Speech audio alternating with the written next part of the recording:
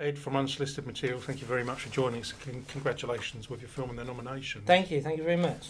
The background, I mean, this is probably the most interesting part because they're always interesting, but this is quite unique. So can we start with that and just tell us how it came to be made and over what period of time? Well, the period of time is 20 years. It's Yep. been shot over 20 years. The story is I'm an aspiring comedian, depending on your sense of humour, of course. Yeah. And I came up with the idea, this is a long time ago, when I was a teenager, to do a sitcom which was filmed by the point of view from my video camera. I would play an exaggerated version of myself as a deluded video blogger.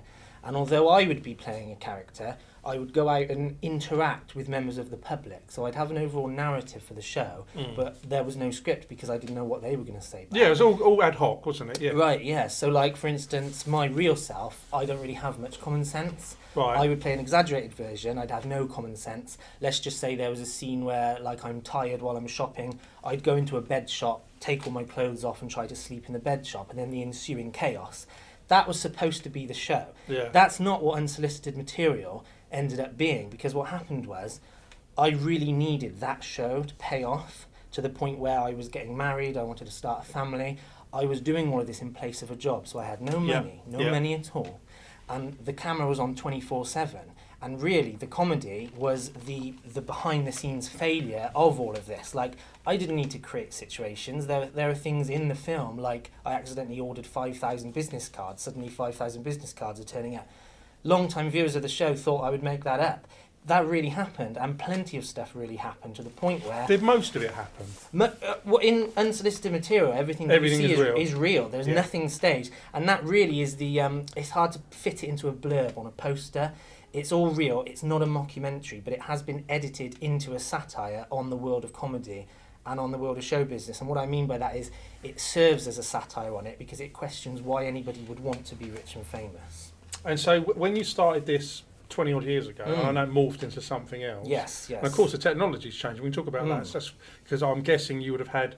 I don't know. There was no digital 20 years ago. No. I mean, I started on 8mm. Well, I actually started on VHS. And I had to... What made me get a portable camera was there was this ridiculous idea that I had where I wanted to visit the neighbourhood maniac. Is that politically correct to say? Yeah. Yeah? You say you like. Yeah, at 3 a.m. And this VHS camera had to be connected to the VHS player. There was no batteries. So I had to buy... So you had to do with a lead? No, I was buying like 20 extension leads and I was going to put it all the way down the street, which I thought I could get away with because it would be in the middle of the night. Nobody would see it. 20 extension leads, but then it started raining and I thought, this is ridiculous. I need to get a camera. And then as technologies developed, I got an 8mm, then I got a digital one.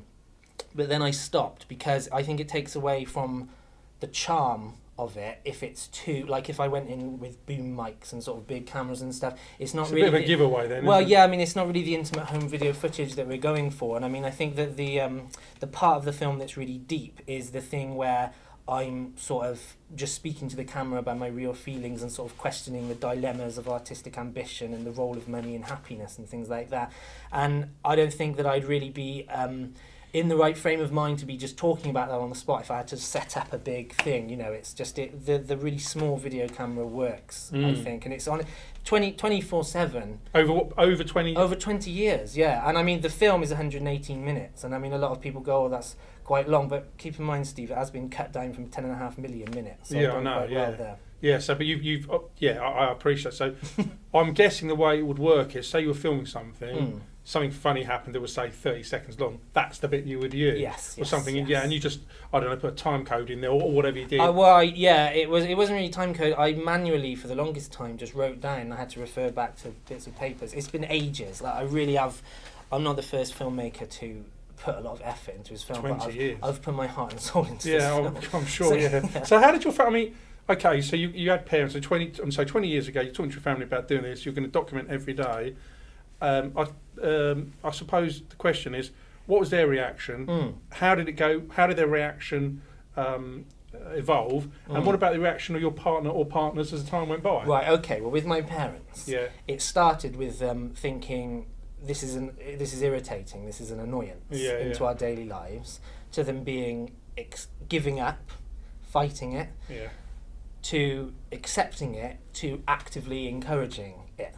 So they really bought into it in the end. As they saw that I might have been like messing around at the start, but they saw how constructive it was at the end. It's actually a common misconception. I don't mind sort of bringing up the potential negatives about my film. Is that if you just watch it on the surface, it does. You could be forgiven for thinking it's all just really silly. It's the underneath serious bit that takes a bit of time to get, and eventually my parents did.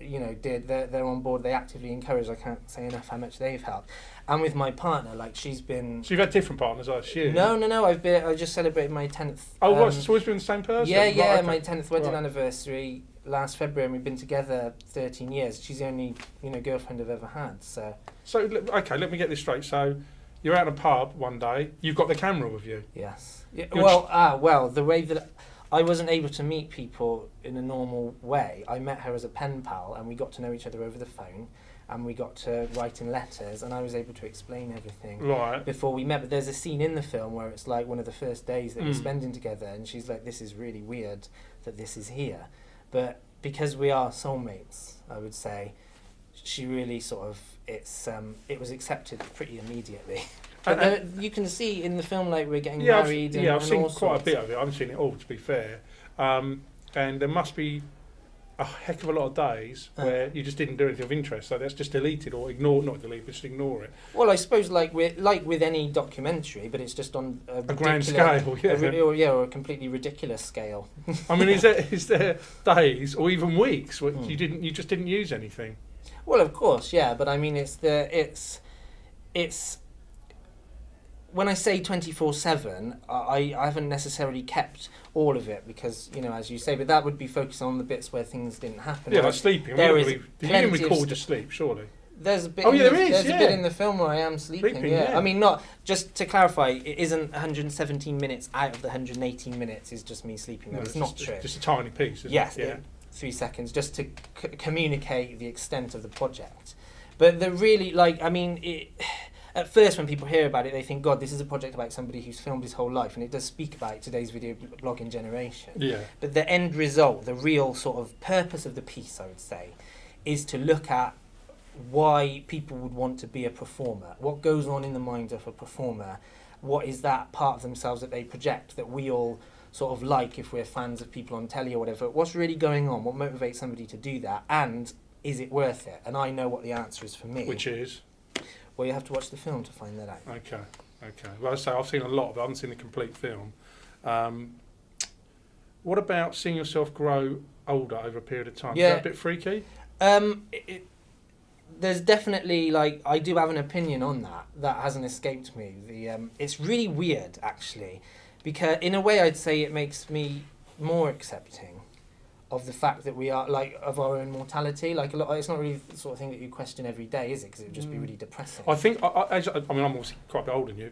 I think about it more as I've got older. I think people do, yes. Yeah. Concerned. I've thought about it since when I was a teenager, because even in a period, when you're a teenager, a few years is a long time, isn't it? Yeah, and you're invincible, aren't you? Well, yeah, and I've been able to watch back my cringy moments where I've gone from sort of growing up, I use the term loosely, growing up and sort of changing, and I'm able to look back on parts of my life that people don't have the luxury of being able to do that. You're not able really to ever, you're relying on your memories or other people's memories. I'm actually able to watch it.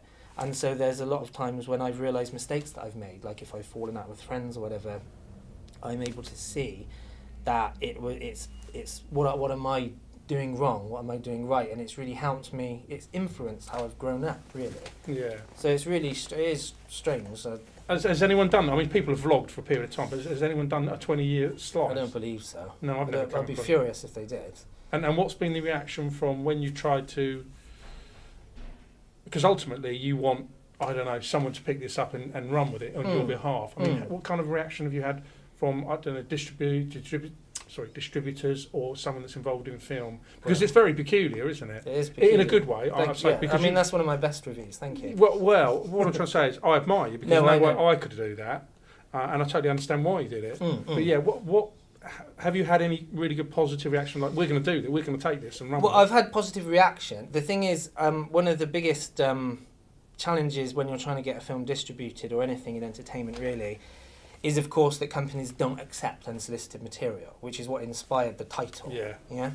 And I was quite pleased because there's one distributor, I suppose I won't name names or anything, but they said they liked the title so much that even though they have a policy for not accepting unsolicited material, they did view it. And to answer your question, a lot of the feedback has been from I've showed it to other comedians and I've showed it to other people in entertainment, and they can all relate to some part of it, and that's where it seems to go down the best. To be honest, because I don't lie to any cameras, some people, I think it's one of those things where you either get it or you don't get it. Some people don't get it because it's hard to categorise. People don't understand. It is unique, isn't it? The trouble with doing anything unique is that sometimes they've got nothing to compare it to, and it's that sometimes don't know how to take it. But there's been, I'd say, like with anything I've ever done, 50% really, really positive, and they're saying, you know, we're gonna pass it on to other people in the company. We'll see if we can get this distributed, and other people not slagging it off, but being like sort of intrigued as to what is it actually. And so if I had to put it into a soundbite, it is an aspiring comedian videotapes his life 24/7 to share if following your dreams is the meaning of life or an unrealistic waste of time.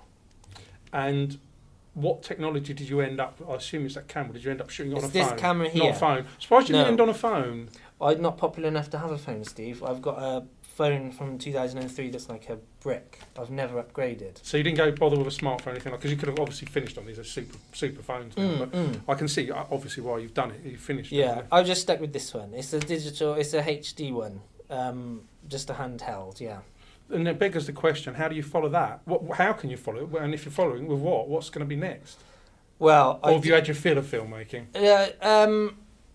No, I mean I do need to. I think I need to rest for a long time, because even though I'm filming this here with my own camera, I'm not filming 24/7. Like I didn't come into this festival with a camera on and everything like that. Yeah. This is it. That's what I'm well, I think for this project this is it, but I'm not like out of ideas. The idea that I never got to complete my idea of a reality sitcom, that being a sitcom where it's staged in real life with whatever's going on in that day in the world, but with me playing an exaggerated version of myself interacting with the public. So there'll be an overall narrative, an overall outline, and it will also speak about the human condition, because I'm not interested in doing anything that doesn't speak about the human condition. And it'll be that sitcom that I want to create. So I suppose that's what I'd be looking to in the future. But for now, as far as a project where I'm filming my whole life goes, I don't think I could possibly top it creatively, or conceptually, and I don't have the energy to do so. No, it must. Yeah, I mean, there must have been points. I'm assuming there's points in your life you just felt like giving up. Yeah, but that's all in the film as well. Yeah, exactly. And the pluses and cons of should I give up, should I not give up. And what was not the final scene, the final day shooting? Can you remember how did you feel euphoric? It was the most stressful day of my life. I was so broken physically and mentally, because everything in the film is real. I'm really living that. I'm really saying it. They're my real feelings. But after 20 years of doing it, you get to realise and know when you're in the moment, this is probably going to make it in. And so I sort of thought, I've got to get it right. You know what I mean? Yeah. The lines between myself and any sort of performance become very blurred early on, and that's what the film looks at as well.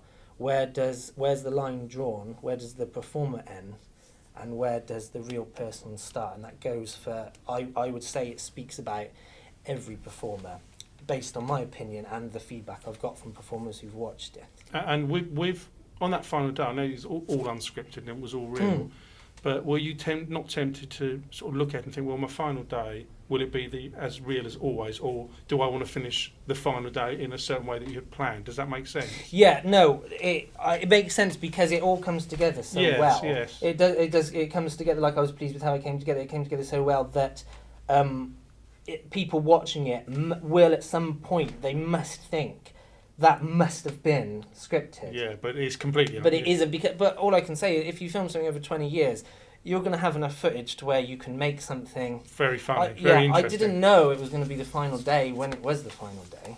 It's how it happened.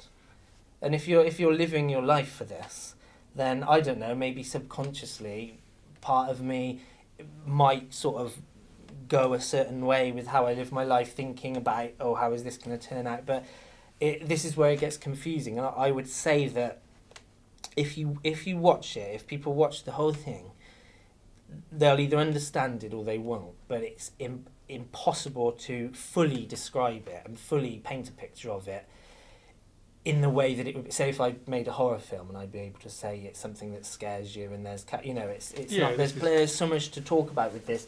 I find it hard categorizing it, and I'd really like help from any distributors to I'd be fascinated to know how they would categorize it. And which sequence out of all of them would you say was the most fondly remembered for you personally? Have you got one that stands head and shoulders above, or not really? You must have been asked this. Yeah, it's hard to answer because there's so many different. There's a point where the film crescendos, where say if it's 2 hours long, at about an hour in, there's 3 things that happen, which after I did them, I looked back and I thought, this is what it's come to. This is absolutely crazy. My nan wiping my bum when I was 24. Right. Have you seen that bit? I haven't, and to be frank, I'm not sure I want to see that thing now. You do want to see it. No, I do want to see it. You do want to see it. Yeah. Don't worry, the blurs are in all the right places. Okay. You do want to see it. That is my answer to you. I don't need to hear anymore. You can't top that, can you? No, you just need to watch more. Ed, I think we need to finish it on that note. Right. Thank you very much. Thank you. Wonderful.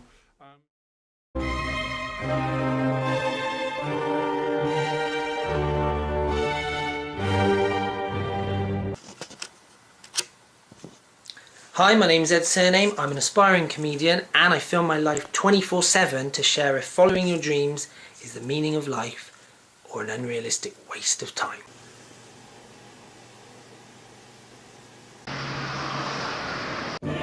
Comedian Ed Surname videotaped his life for 20 years, leaving behind 10,000 tapes and a real-life sitcom. The street was his stage. An attempt to blend in the sky dish.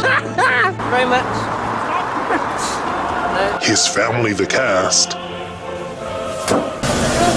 That was just my pajamas. Dad, Edward, I've got a spider on my arm! Is it on? Dad, can you do it wearing the boxing gloves for this video? His failures the punchlines. I accidentally ordered 5,000 business cards. But with the camera on 24/7, Turn that bloody thing off! it explores the illusion of fame. No expenses have been spared for the poster. I'm on television tonight. I'd rather occupied. You're occupied, okay. I'm in the newspaper. Page 11. Yeah, there. Sorry, can I interrupt a minute? Because this will be cold because we've got cold plates. Sorry. Yeah. Look, those fish fingers are nice because they're from Marks and Spencer's. The role of money and happiness. My bank balance on the day of my TV debut, nil, nothing. I've got people in normal jobs going, oh, how much do you get per month from your job? Oh, I don't know. There doesn't seem to be a creative satisfaction button on this calculator. I have a paid gig in a week. £4,000. I've got shitloads of money now. I'm really pleased to be telling people about it.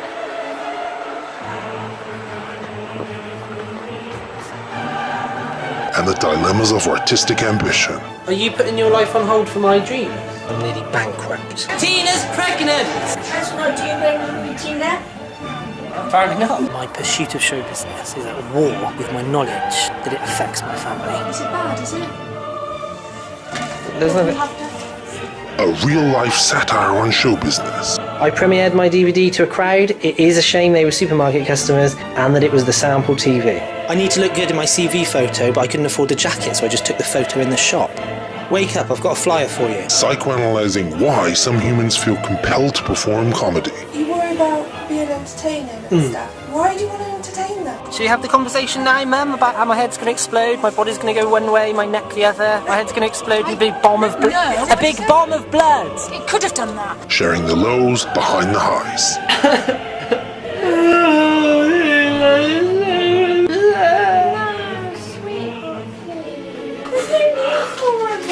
There really isn't. It's sheer now. Look at the sheer now. Psycho. I've finished. What's that? You need to wipe my bum now. Yeah. Hey? You need to wipe my bum here. What's that? You need to wipe my bum.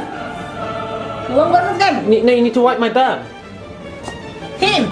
No, you need to wipe my bum. Oh my god. Ed Surname, unsolicited material. No one's watching this f***ing shit. Nobody is watching this.